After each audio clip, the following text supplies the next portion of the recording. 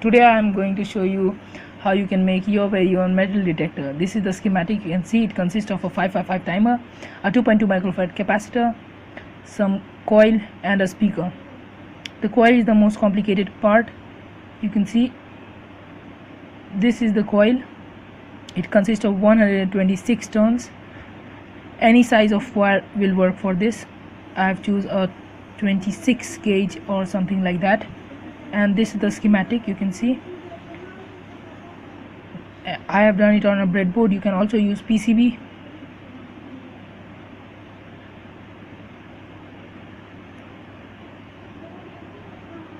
So let me connect the coil,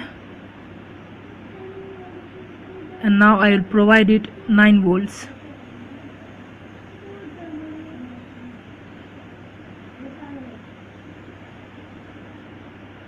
Here you can see I'll provide a 9 volts to this.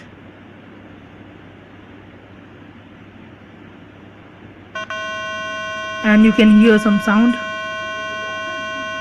Okay, so you can see when I bring any metal object, for example this, then you can see what happens.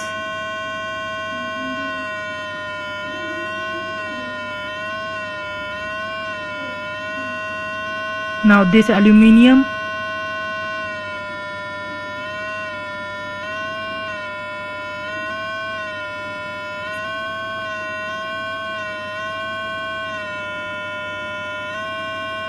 now this heavy metal,